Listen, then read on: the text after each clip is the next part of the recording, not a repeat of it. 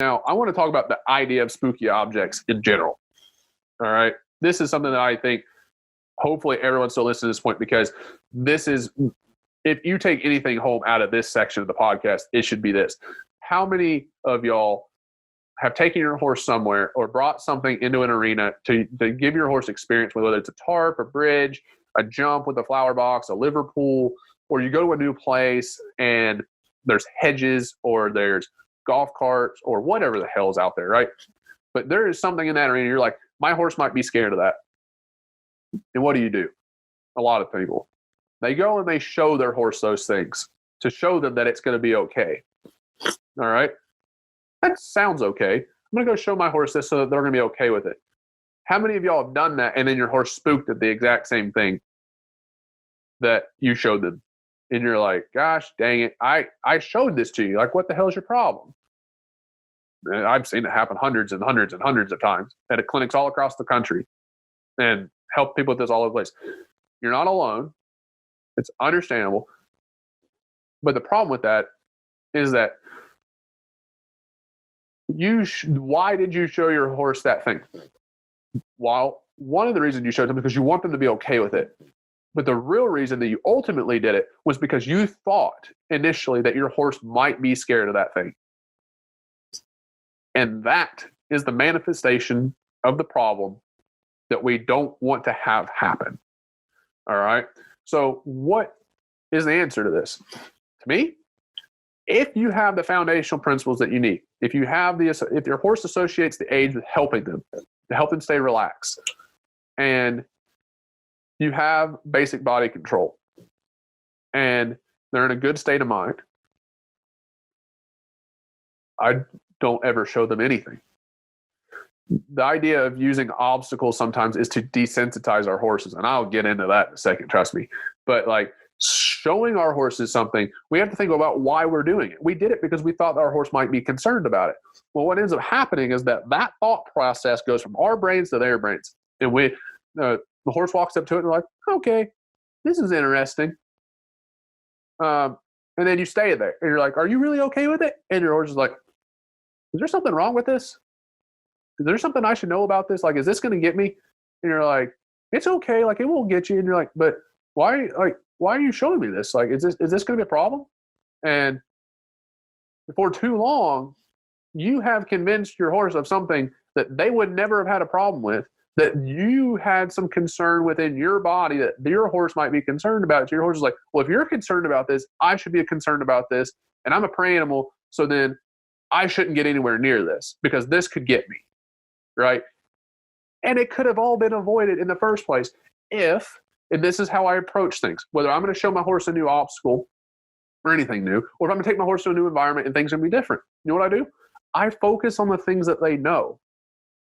All right. I go through particularly in a new environment, I'm not going to be necessarily teaching them a whole bunch of new stuff, but I'm going to be working with them and building their confidence and saying, hey, we're in a new place, or hey, yeah, there's some stuff spread around the arena or outside in the trail that you haven't seen before, but we're just going to focus on all the things you know. Don't worry about those other things.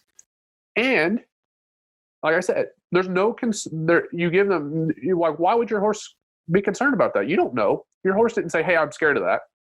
They might in a second, but initially, a lot of times these horses have no concern for those things that we have concern about. And then, but we build that concern into our horses versus saying, look at your horse for where they're at.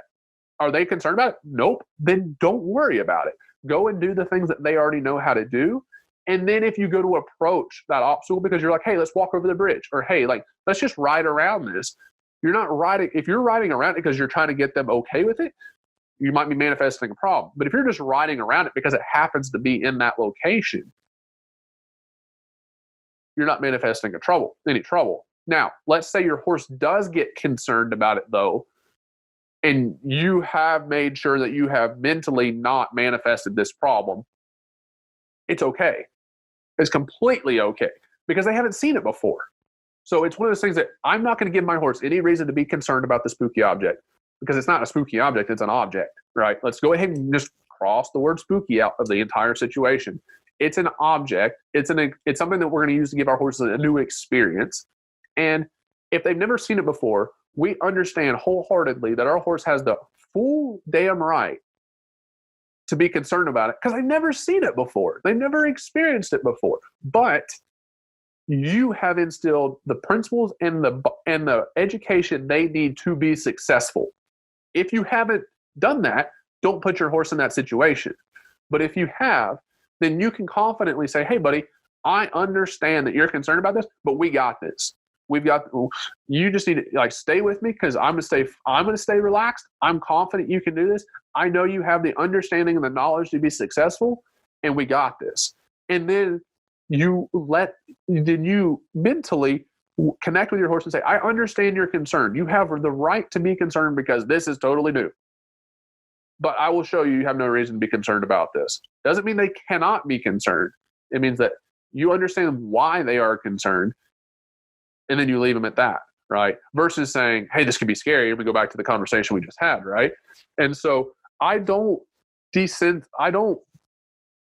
think about spooky objects. I focus on my horse's education and the tools they will need to be successful when getting into new situations that they may not, because we can't expose our horses to everything, but we can give them the tools, the actual physical body control tools, and the mental mindset and thought processes that they need to be successful in those moments to take on almost any situation that they encounter in their entire lives.